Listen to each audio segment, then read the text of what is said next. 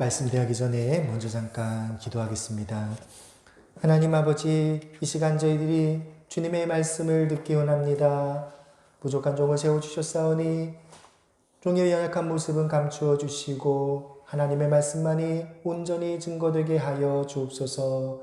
감사드리고 우리 주 예수 그리스도의 이름으로 기도드립니다. 아멘. 우리가 기도를 한 다음에 기도회를 마치고 은혜 받았습니다. 이러한 표현을 쓰지요. 그러면 은혜를 받았다라고 말할 때 어떤 걸 가지고 내가 은혜를 받았다 이렇게 다른 사람들한테 표현을 할까요? 당장은 눈앞에 나타나는 게 없죠. 기도하기 전이나 기도 마친 다음이나 나한테 다른 게 뭐가 있겠습니까? 다른 게 있다면 내 마음이 달라진 것이지요. 기도한 다음에 내 마음속에 기쁨이 생길 때, 기도한 다음에 내 마음에 평안함이 있을 때 우리는 그것을 가리켜서 은혜 받았다, 은혜다 이렇게 말을 합니다. 오늘은 바로 이렇게 기도를 통해서 받는 그 은혜라고 이제 뭉뚱그려 말했는데 구체적으로 그 은혜들이 어떠한 것이 있는지 살펴보려고 합니다. 오늘 신약의 말씀 누가복음 24장 49절에 보시면 볼지어다 내가 내 아버지께서 약속하신 것을 너희에게 보내리니 너희는 위로부터 능력으로 입혀질 때까지 이 성에 머물라 예수님이 말씀하셨습니다. 이 말씀을 보면 예수님께서는 하늘 아버지께서 우리에게 약속하신 것을 언급하십니다.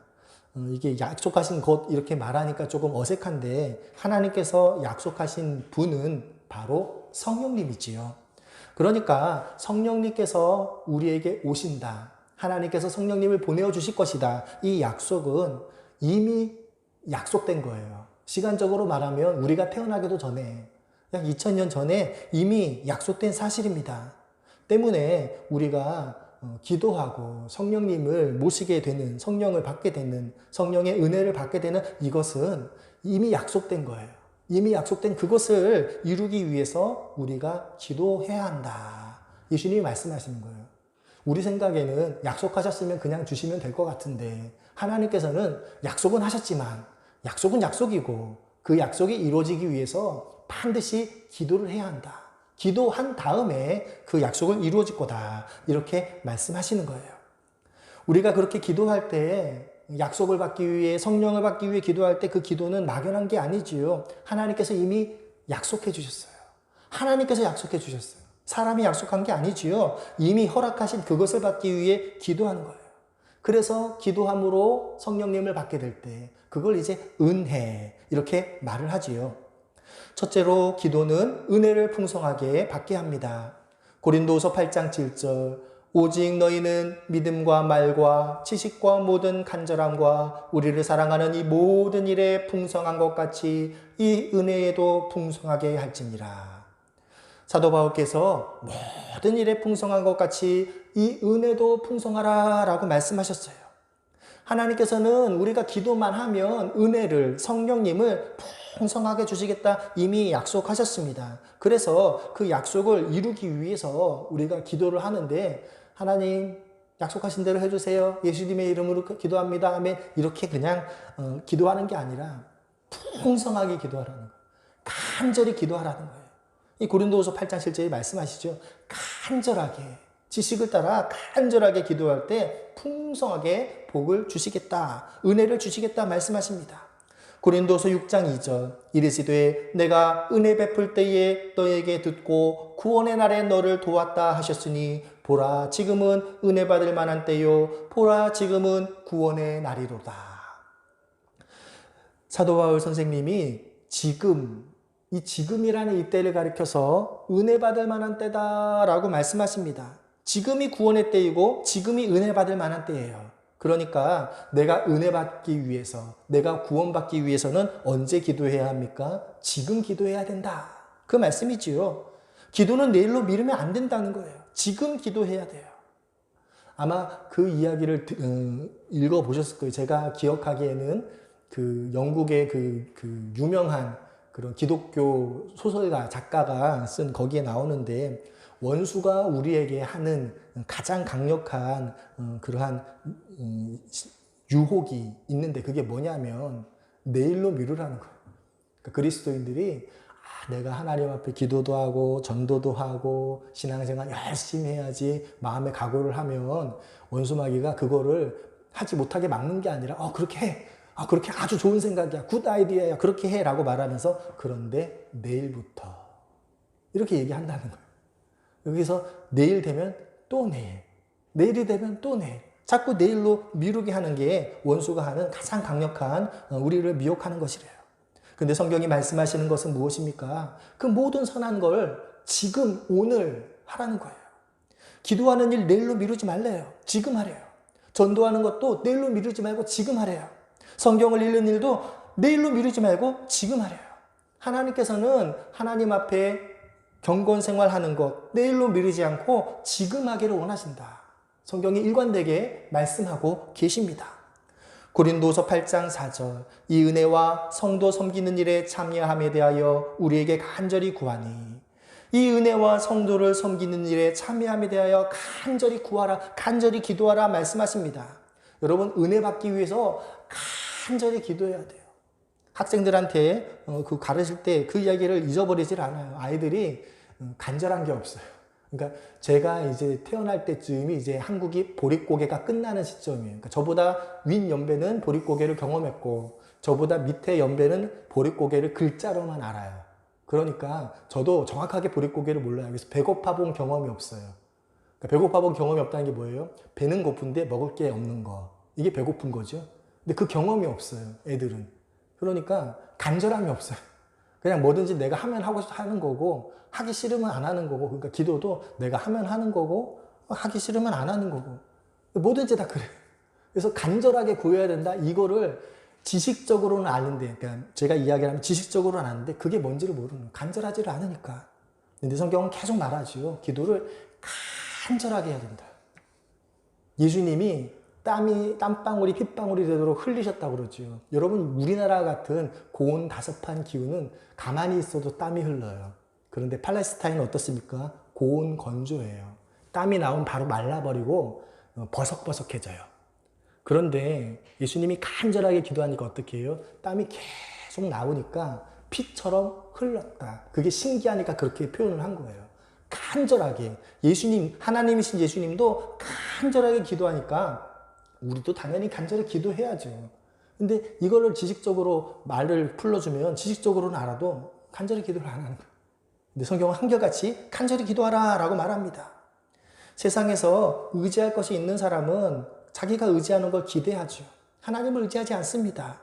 그러나 의지할 것이 없는 사람은 하나님을 간절히 의지하고 하나님께 기도하게 됩니다. 그래서 하나님께서 주시는 그 은혜를 받기 위해서는 간절하게 구하는 이 자세가 필요합니다. 하나님께서는 간절히 구하는 그 기도에 은혜를 내려주십니다. 기도는 연약한 자도 쓰임받게 합니다. 로마서 8장 26절 이와 같이 성령도 우리의 연약함을 도우시나니 우리는 마땅히 기도할 바를 알지 못하나 오직 성령이 말할 수 없는 탄식으로 우리를 위하여 친히 간구하시느니라. 제가 여러 번 말씀드려서 아마 익숙하실 것입니다. 여러분 우리는 영적인 존재이지만 이 육체의 한계에 있습니다. 오감이라고 하죠. 이 육체의 한계에 갇혀 있어요. 어떻게 보면 갇혀 있어요. 영적인 존재는 맞는데 그 영적인 감각이 아담이 범죄한 이후로 죽어버렸기 때문에 이 육체의 이 오감의 한계에 갇혀 있어요. 그래서 육체가 약하면 나는 아무것도 못하는 존재로 알아요. 육체가 연약해서 병이 들거나 늙거나 어리거나 이렇게 해서 육체가 약하면 아무것도 못한다라고 생각합니다. 그러나 기도는 그 육체의 한계와 무관하지요. 기도는 육체적으로 연약한 사람도 할 수 있습니다. 병자도 기도할 수 있고 노인도 기도할 수 있고 아이도 기도할 수 있습니다. 기도는 내가 약해도 할 수 있는 거예요. 돈이 없어도 할 수 있는 게 기도입니다. 그리고 그렇게 기도할 수만 있다면 얼마든지 하나님의 동역자로 쓰임을 받을 수가 있습니다. 하나님께서는 우리가 기도함으로 하나님의 일에 동참하기를 원하십니다. 고린도전서 1장 26절부터 29절 형제들아 너희를 부르심을 보라 육체를 따라 지혜로운 자가 많지 아니하며 능한 자가 많지 아니하며 문벌 좋은 자가 많지 아니하도다. 그러나 하나님께서 세상에 미련한 것들을 택하사 지혜 있는 자들을 부끄럽게 하려 하시고 세상에 약한 것들을 택하사 강한 것들을 부끄럽게 하려 하시며 하나님께서 세상에 전한 것들과 멸시받는 것들과 없는 것들을 택하사 있는 것들을 폐하려 하시나니 이는 아무 육체도 하나님 앞에서 자랑하지 못하게 하려 하심이라. 여러분 바로 이 말씀이 그거죠. 여러분 우리가 문벌 좋고 지혜롭고 능하고 이러한 사람이 아니더라도 하나님의 동역자로 쓰임받을 수 있는 이유가 무엇입니까? 기도할 때 하나님께서 그 기도를 택해서 사용하신다는 거예요. 마커스 예배의 김남국 목사님이 그런 말씀을 하신 적이 있습니다. 우리가 하나님의 나라에 가게 되면 아마 깜짝 놀랄 만한 일들이 많을 거다. 그러면서 첫 번째로는 내가 이 하나님 나라에 있는 걸 놀랄 것이고 두 번째로는 저 사람도 있는 걸 보고 놀랄 것이고 세 번째로 놀라는 건 뭐냐면 우리가 전혀 예상하지 않았던 많은 사람들이 하나님 나라에서 별처럼 빛나는 걸 보고 놀랄 거다. 여러분 성경에 보면 아주 위대한 성경에 나오는 인물들 교회사에 아주 위대한 인물들이 나오지요. 그분들은 분명히 하나님 나라에서 별처럼 빛날 거예요. 그런데 그분들 말고도 하늘나라의 별처럼 빛날 분들이 많을 것입니다. 왜냐하면 그분들은 드러나게 다른 사람들이 보이게 그 사역을 감당을 해서 모든 사람이 알려졌지만 이 땅에서 드러나지 않고 많은 위대한 하나님의 일을 감당한 분들이 있어요. 그분들은 바로 기도의 용사들입니다.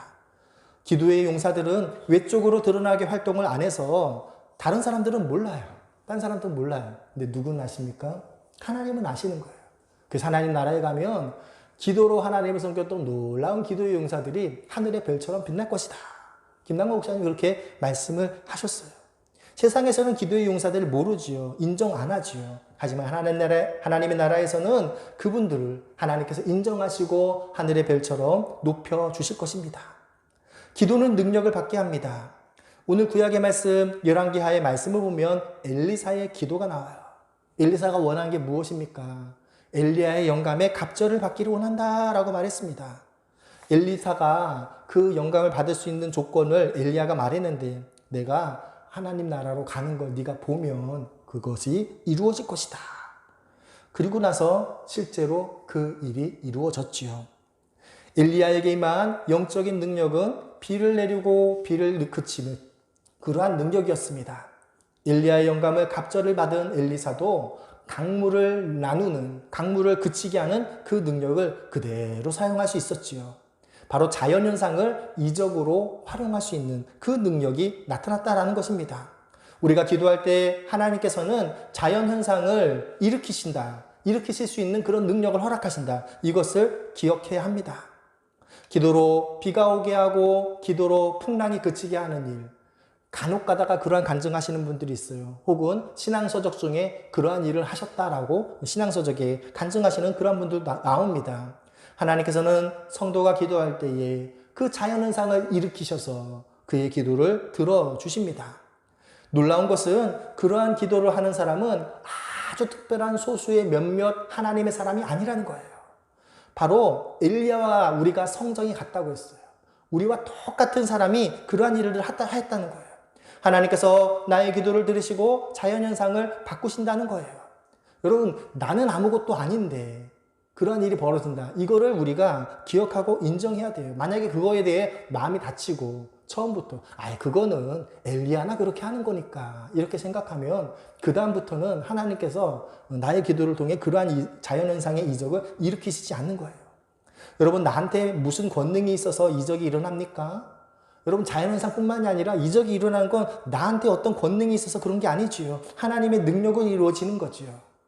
전에 한 두어 번 말씀드린 것 같은데 여러분, 모세가 홍해를 가를 때 가장 놀랐던 건 모세였을 겁니다. 모세는 하나님의 말씀대로 그냥 지팡이를 내민 것 뿐이에요. 근데 지팡이를 내밀었더니 홍해가 갈라지는 걸 보고 자기가 놀라요. 그 모세 그 영화 애니메이션에 그 장면이 아주 그게 잘 표현이 돼 있어요. 모세는 말씀대로 그냥 하나님이 말씀하셨으니까 그냥 지팡이를 내밀었는데 내미니까 홍해가 갈라지는 걸 보고 모세가 놀라요. 그런데 이스라엘 백성들은 어떻게 받아들여요? 아, 모세니까 당연히 저렇게 하지. 애국을 10가지 재앙으로 징계한 사람이니까 홍해도 당연히 가르지.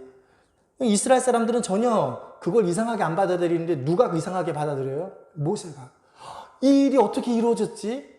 나한텐 그런 능력이 없고 나한텐 그런 믿음이 없는데 어떻게 그렇게 되지? 여러분 어떻게 그렇게 됩니까? 하나님의 말씀에 순종하니까 그 일이 일어나는 거예요. 여러분 그래서 은사자들, 은혜자들이 한결같이 하는 간증은 뭐냐면 하나님께 영광을 많이 돌리셔요. 그게 특징입니다. 우리가 볼 땐 야 저분 대단하다. 저분이 아주 기도를 많이 하니까 저런 일이 벌어지네 라고 생각할 때 그분이 뭐라고 그래요? 하나님께 영광, 하나님께 영광. 왜요? 자기는 아는 거예요. 모세처럼 자기는 아는 거예요. 내가 기도를 많이 해서 이게 이루어지는 게 아니라는 걸 아는 거예요. 하나님께서 나를 그냥 사용하셨을 뿐이다. 나는 아무 능력이 없는데 그런데 하나님께서 그냥 나를 사용하신 거다. 그걸 나는 아는 거예요. 근데 딴 사람들은 뭐예요? 아, 저분 기도 많이 하니까, 저분 하나님의 말씀 순종하는 사람이니까 저렇게 되는 거지. 나는 안 되지만 저분은 될 거야. 여러분, 그게 맹점이에요.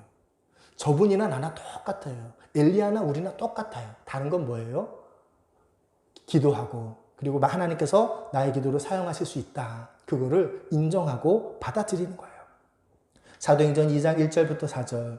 오순절날이 이미 이름에 그들이 다 같이 한 곳에 모였더니 호련히 하늘로부터 급하고 강한 바람 같은 소리가 있어 그들이 앉은 온 집에 가득하며 마치 불의 혀처럼 갈라지는 것들이 그들에게 보여 각 사람 위에 하나씩 임하여 있더니 그들이 다 성령의 충만함을 받고 성령이 말하게 하심을 따라 다른 언어들로 말하기를 시작하니라.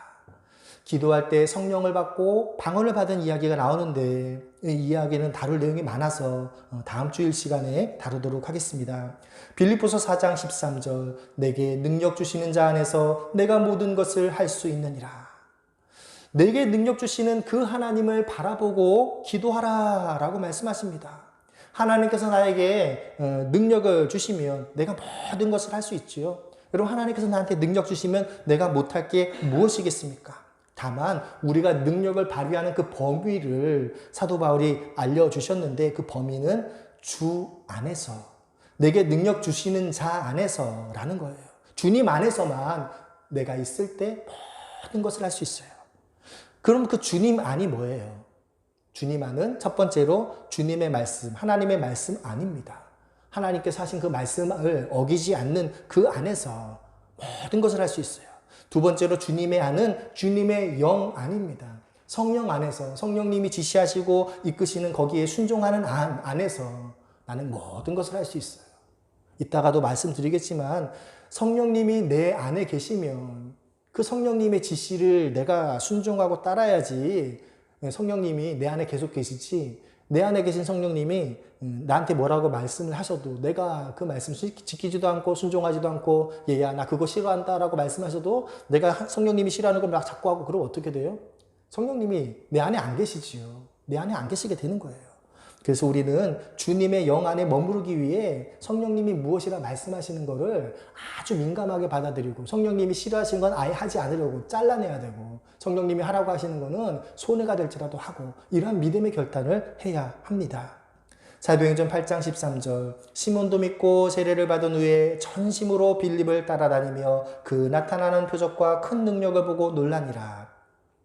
자, 하나님께서는 기도할 때 표적과 능력을 허락하신다라고 말씀드렸는데 여기서 이제 이렇게 설명을 조금 드릴 게 있는데 여러분 이적이라는 건 아까 자연현상과 같은 그러한 큰 모든 사람들이 알 수 있는 그걸 이제 이적이라고 하고요. 표적이라는 건 내가 아는 거예요. 그러니까 나만 아는 것, 내가 아는 것 그게 표적이에요. 다른 사람들은 모르고 나만 아는 게 표적이에요. 이적은 뭐예요? 모두가 아는 게 그게 이적이지요. 가장 대표적으로 기드온이 양털을 가지고 표적을 구한 게 그렇습니다. 여러분 이슬은 언제 맺힙니까? 밤에서 아침으로 바뀌는 그때 이슬이 맺히죠. 수증기가 이제 응결되면서 이슬이 맺히는데 그 이슬이 금방 말라버리죠. 우리나라가 아니라 이스라엘 기후니까 금방 말라버려요. 그래서 사람들은 이슬이 내렸는지 이슬이 말랐는지 뭐 그거에 대해 별 관심이 없어요. 누구는 관심이 있어요? 그 이슬을 가지고 기도했던 기드온만 관심이 있어요. 그러니까 기드온에게만 표적으로 나타나는 거예요. 사람들은 이날 좀 이슬이 많았네 잘 몰라요. 왜냐면 햇볕 뜨면 다 말라버리니까. 어느 날은 이슬이 별로 안 내렸네 몰라요. 원래 이슬은 그냥 해 뜨면 다 없어지는 거니까. 근데 누구는 알아요? 기드온만 아는 거예요. 그게 바로 표적입니다. 기드온에게만 하나님께서 주시는 그 사인이 표적이에요. 우리가 기도할 때 그 표적이 있다는 거예요. 무슨 말이냐면 하나님 이거를 해주셔야 됩니다. 이거를 꼭 해주세요. 기도를 했어요. 그리고 나만 아는 표적으로 하나님께서 그거를 들어주신다는 거예요. 남들이 보고 그거 우연히 그런 일이 벌어지는 거야 라고 하는데 나는 아는 거예요. 왜요? 그런 게 표적이니까. 그런 표적을 기도할 때 주신다라고 말씀하십니다. 누가복음 9장 1절 예수께서 12제자를 불러 모으사 모든 귀신을 제어하며 병을 고치는 능력과 권위를 주시고, 우리가 기도할 때에 귀신을 제어하며 병을 고치는 능력과 권위도 주신다라고 말씀하십니다. 이거는 아까 기적 이야기랑 마찬가지지요. 나한테 어떤 특별한 능력이 있는 게 아니에요. 성령님께서 능력의 근원이 예수 그리스도께 있다. 이것을 기억하면 우리가 이것을 신기한 일이다, 놀라운 일이다, 혹은 그거 가지고 마치 내 것인 것처럼 교만할 일이 전혀 없는 거예요. 그냥 그러한 일이 일어나면 하나님께 영광만 돌리면 되는 거예요. 하나님께서 나의 기도를 들어주셨구나. 누가복음 10장 19절 내가 너희에게 뱀과 절갈을 밟으며 원수의 모든 능력을 제어할 권능을 주었으니 너희를 해칠 자가 결코 없으리라. 뱀과 정갈, 원수, 한마디로 말해서 영적 존재들이지요. 이 영적 존재들을 제어할 권능을 우리에게 주신다라고 말씀하셨습니다.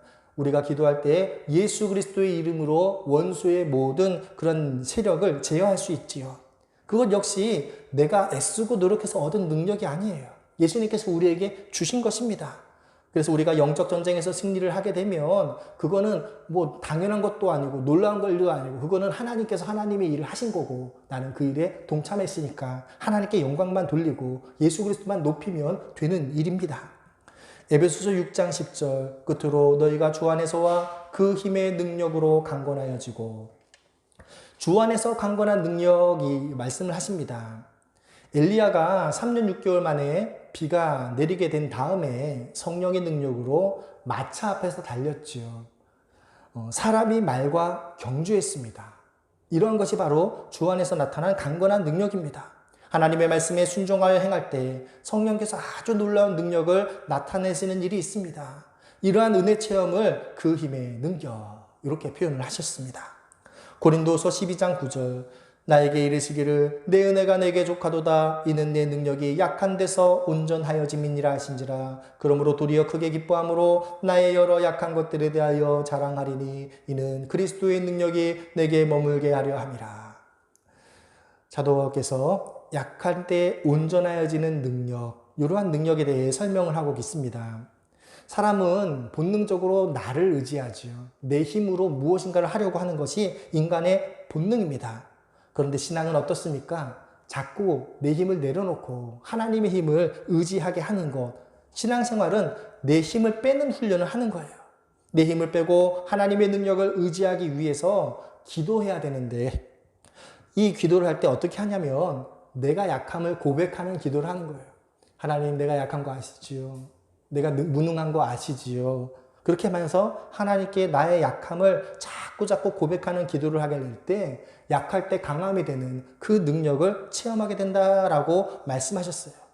이 사실을 알고 이 비밀을 체험을 한 사람은 그 다음부터는 기도할 때 약한 걸 마치 자랑하는 것처럼, 여러분 자랑하는 거 어떤 걸 자랑해요? 성공한 것, 힘센 것, 강한 것, 이걸 자랑하잖아요. 마치 그렇게 자랑하듯이 내 약한 걸 자랑하면서 기도하는 거예요. 하나님 안 도와주시면 아무것도 할 수 없는 거 아시지요? 이렇게 내 약한 걸 마치 자랑하듯이 하나님 앞에 말씀드리면서 하나님의 능력을 힘입게 된다. 그것이 약할 때 강함이 되는 믿음의 비밀이다라고 말씀하십니다. 에베소서 3장 16절 그의 영광의 풍성을 따라 그의 성령으로 말미암아 너희 속사람을 능력으로 강건하게 하시오며, 기도할 때 속사람을 능력으로 강건하게 한다라고 말씀하십니다. 여러분, 나는 나인데 나는 겉사람과 속사람 두 개가 있지요. 영혼과 육체, 이 두 개가 있습니다. 이 영혼과 육체 전부 나인데 둘 다 서로 다른 체질이에요. 육체는 밥을 먹고 물을 마시고 잠을 자야 합니다. 그런데 영혼은 어떻게 쉼을 얻고 기력을 얻게 됩니까? 하나님의 말씀에 순종하고 기도함으로 영혼이 힘을 얻고 쉼을 얻고 회복하게 돼요. 이것을 모르면 성경에 나오는 복음서에 나오는 어리석은 부자가 돼요. 어리석은 부자가 어떻게 합니까? 많은 곡식을 거둔 다음에 내 영혼아 기뻐하고 즐거워하자. 여러분 곡식을 가지고 영혼의 기력의 근원으로 착각을 했어요. 그건 정말 어리석은 거죠. 그런데 왜 그렇게 됩니까? 이게 내 육체와 내 영혼이 하나라고 생각을 하는 거예요. 육체와 영혼은 전혀 다른 것을 힘의 근원으로 구합니다. 그래서 내 영혼이 힘을 얻기 위해서는 어떻게 해야 돼요? 기도할 때 내 영혼이 강해진다라고 말씀하십니다. 기도는 성령의 은사를 받게 합니다. 고린도전서 12장 8절부터 11절 어떤 사람에게는 성령으로 말미암아 지혜의 말씀을, 어떤 사람에게는 같은 성령을 따라 지식의 말씀을, 다른 사람에게는 같은 성령으로 믿음을, 어떤 사람에게는 한 성령으로 병 고치는 은사를, 어떤 사람에게는 능력 행함을, 어떤 사람에게는 예언함을, 어떤 사람에게는 영들 분별함을, 다른 사람에게는 각종 방언 말함을, 어떤 사람에게는 방언들 통역함을 주시나니 이 모든 일은 같은 한 성령이 행하사 그 뜻대로 각 사람에게 나누어 주시는 것이라. 우리가 기도할 때에 성령의 은사를 나누어 주신다라고 말씀하십니다. 이 표현을 우리가 잘 기억해야 하는데, 여러분 내가 이 은사를 받고 싶어요 하고 기도한다고 해서 그 은사를 받는 게 아니지요.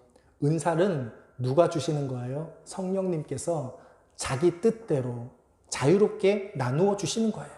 그래서 우리는 성령께서 나누어 주신 그 은사를 감사함으로 받고, 그 은사를 받았다고 해서 교만해서도 안 되고, 혹은 이거밖에 안 주셨어요 이렇게 마음이 이상하게 될 필요도 없습니다. 주신 은사에 감사하고 그 은사를 잘 활용하면 성령님께서 또 다른 은사, 더 풍성한 은사를 선물로 주신다라는 것이지요. 기도는 성령의 열매를 맺게 합니다. 갈라디아서 5장 22절부터 23절 오직 성령의 열매는 사랑과 희락과 화평과 오래 참음과 자비와 양성과 충성과 온유와 절제니 이 같은 것을 금지할 법이 없느니라. 성령의 열매 맺는 방법 간단하다고 말씀드렸지요. 예수 그리스도라는 나무에 가지가 된 내가 붙어 있을 때 성령의 열매를 맺는 것입니다. 똑같이 성령의 열매를 맺기 위해서 우리가 예수라는 나무에 붙어 있어야지 다르게 내가 어떻게 애를 쓰고 묵상을 하고 그렇게 한다고 해서 되는 게 아니에요.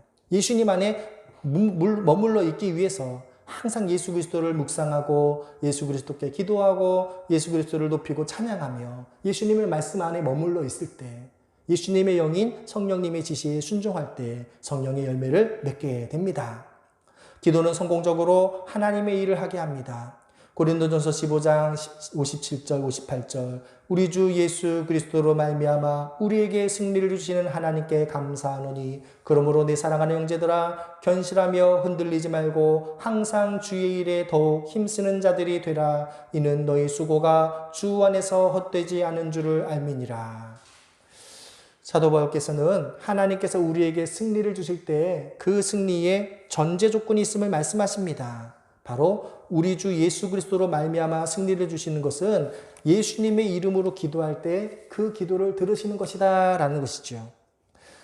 하나님께서 우리의 기도를 꼭 듣고 응답해 주셔야 할 어떤 의무가 있습니까? 하나님께서 우리한테 빚을 지셨습니까? 그런 게 전혀 없어요. 그런데 왜 하나님께서 우리가 하는 그 기도를 들어주십니까? 바로 예수님 때문이에요. 그래서 우리가 기도할 때 꼭 예수님의 이름으로 기도한 이유가 무엇입니까? 기도는 내가 하지만 내가 예수님의 이름으로 기도할 때 하나님께서는 내 사랑하는 아들 예수가 기도하는 것으로 받아들이고 그 기도에 응답해 주신다는 거예요. 그래서 이 비밀을 이렇게 사도 바울이 풀어서 우리에게 설명을 해 주십니다. 기도는 성령의 기름 부음을 받게 합니다. 누가복음 4장 18절 주의 성령이 내게 임하셨으니 이는 가난한 자에게 복음을 전하게 하시고 내게 기름을 부으시고 나를 보내사 포로된 자에게 자유를 눈먼 자에게 다시 보게 함을 전파하며 눌린 자를 자유롭게 하고. 자, 성령을 받을 때 어떤 일이 벌어졌습니까? 포로된 자가 자유를 누리고 눈먼 자가 다시 보게 하고 눌린 자가 자유하고. 실제로 이러한 일이 벌어지는데 이것은 우리의 마음이 변화하는 것을 말씀하십니다. 여러분 지금 내가 여전히 포로 상태인 건 똑같아요. 다만 내 마음에 자유함을 얻는 거예요. 내가 돈이 없는 건 똑같아요. 가난한 것 자체는 바뀌지 않습니다. 성령을 받기 전이나 성령을 받은 이후나 나는 똑같이 돈이 없고 가난해요. 하지만 성령님을 받은 이후에 내 마음이 변화한다. 그 다음부터는 더 이상 가난이 문제가 되지 않는 거예요. 성령께서 계실 때 이러한 믿음의 담력이 생긴다라고 말씀하십니다. 사도행전 10장 38절 하나님이 나사렛 예수에게 성령과 능력을 기름 붓듯 하셨음에 그가 두루 다니시며 선한 일을 행하시고 마귀에게 눌린 모든 사람을 고치셨으니 이는 하나님이 함께 하셨습니다. 여러분, 사람마다 다 기도 제목이 다르지요. 걱정하는 문제들은 다 다릅니다. 그러나 성경이 말씀하시는 해결 방법은 딱 하나예요. 성령 받는 것. 하나님이신 성령님께서 내 속에 임하시면 사람들이 가지고 있는 문제는 다 다르지만 성령께서 각자의 상황에 맞게 그 문제를 다 해결해 주신다라는 것입니다. 그래서 문제는 다 다르지만 해답은 단 하나, 성령 받을 때 그 문제가 해결된다라고 말씀하시지요. 고린도서 1장 21절 우리를 너희와 함께 그리스도 안에서 굳건하게 하시고 우리에게 기름을 부으신 이는 하나님이시니 성령께서 임하심으로 우리의 삶이 어떻게 변화합니까? 성령님께서 오시기 전에는 돌짝밭, 가시밭, 길가와 같은 심령이죠. 여러분, 신앙생활을 하게 되면 어려움이 닥칠 때 문제를 해결을 못하고 넘어지고 실패하고 그러한 것이 있어요. 그런데 성령께서 오신 이후에는 어떻게 됩니까? 옥토와 같은 심령으로 바뀌어서 그리스도 안에 굳건하게 서게 되고 말씀을 순종함으로 환경을 이기는 그러한 일들이 벌어진다는 것입니다. 요한일서 2장 20절 너희는 거룩하신 자에게서 기름 부음을 받고 모든 것을 아느니라. 성령님이 임하실 때 우리는 성령님으로 인해서 모든 것을 알게 된다라고 말씀하십니다. 여러분, 우리가 성경 공부를 하고 성경을 읽고 성경을 암송을 해도 알지 못하는 것들이 있어요. 그리고 어떤 건 동의가 안 되죠. 이게 진짜 이렇게 될까? 그런데 성령님께서 임하시게 되면 그 다음부터는 이게 그렇구나 하고 이해가 가고 모든 것을 알게 된다는 거예요. 가장 간단한 것으로 성령 받기 전에는 내가 죄인이다라는 말씀을 아무리 읽어도 내가 죄인으로 인정합니까? 절대 인정 안 하죠. 그거는 누구나 다 그런 건 짓는 죄지 뭐. 그것도 안 하는 사람이 어디 있어. 누구라도 이런 상황이면 다 똑같았을 거예요. 이러면서 절대로 죄를 인정 안 해요. 그러나 성령님이 임하시면 내가 죄인이구나 깨닫고 인정하게 되는 거예요. 성령님이 임하기 바로 직전과 임한 이후나 다른 건 전혀 없어요. 그 전까지는 내가 이게 무슨 죄라고 합니까? 이렇게 말하던 사람이 내가 죄인입니다라고 바뀌는 것. 성령께서 임하실 때 그것이 이루어지게 됩니다. 그래서 회개함으로 새 생명을 얻게 되죠. 요한일서 2장 27절 너희는 주께 받은 바 기름 부음이 너희 안에 거하나니 아무도 너희를 가르칠 필요가 없고 오직 그의 기름 부음이 모든 것을 너희에게 가르치며 또 잠들고 거짓이 없으니 너희를 가르치신 그대로 주 안에 거하라. 이 요한일서의 말씀은 성령님께서 임하신 다음 우리가 어떻게 살아가야 하는지에 대해 설명하시지요. 자, 여러분, 내 몸은 성령님의 집이지요. 성령의 전이라는 게 이제 집전자잖아요. 집이란 뜻이잖아요. 성령님께서 나를 집으로 삼고 거처로 삼고 거하신다는 거예요. 나의 주인이 성령님이 되십니다. 그러면 집은 집주인이 원하는 대로 이렇게 꾸며져야지요. 성령님이 싫어하시는 게 있어요. 그럼 그거 끊어야 되는 거예요. 성령님께서 너 술, 담배 하는 거 내가 싫어. 그럼 그거 끊어야 되는 거예요. 결단을 하고 믿음의 결단하고 성령님이 싫어하신 건 끊어야 돼요. 그리고 성령님께서 너 성경을 읽어라. 성경을 읽는 거 내가 좋다. 성경을 읽어야죠. 성령님이 원하시는 거는 그냥 무조건 해야 되고 성령님이 싫어하시는 건 무조건 끊어버리는 것. 그것이 성령님이 임하신 이후에 우리의 삶이 되어야 한다라는 것입니다. 기도는 성도를 강하고 담대하게 합니다. 신명기 31장 6절 너희는 강하고 담대하라 두려워하지 말라 그들 앞에서 떨지 말라 이는 내 하나님 여호와 그가 너와 함께 가시며 결코 너를 떠나지 아니하시며 버리지 아니하실 것입니다. 우리가 기도할 때 강하고 담대하라 두려워하지 말라 이 말씀 많이 하는데 그 말씀이랑 그 말씀이 나와 있는 전후 구절을 보면 반드시 인간이 가지고 있는 4대 감정의 이야기가 나와요.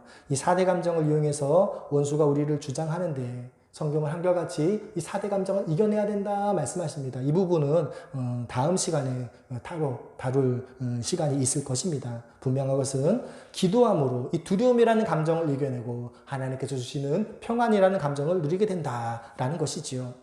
여호수아 1장 7절부터 9절 오직 강하고 극히 담대하여 나의 종 모세가 내게 명령한 그 율법을 다 지켜 행하고 우로나 좌로나 치우치지 말라. 그리하면 어디로 가든지 형통하리니 이 율법책을 내 입에서 떠나지 말게 하며 주야로 그것을 묵상하여 그 안에 기록된 대로 다 지켜 행하라. 그리하면 내 길이 평탄하게 될 것이며 내가 형통하리라. 내가 내게 명령한 것이 아니냐. 강하고 담대하라. 두려워하지 말며 놀라지 말라. 내가 어디로 가든지 내 하나님 여호와가 너와 함께 하느니라 하시니라. 하나님께서는 두려움을 이기기 위해서 하나님이 함께 계시다라는 그 사실을 기억하라고 말씀하십니다. 하나님께서 나와 함께 하심을 기억하고 하나님을 바라봄으로 두려움이라는 그 감정을 이겨내라는 거예요. 왜요? 여러분, 두려움이라는 감정, 두려움 말고 이제 4대 감정이 다 마찬가지인데 그 감정을 이용해서 원수가 우리를 하나님 말씀에 순종하지 못하게 만들거든요.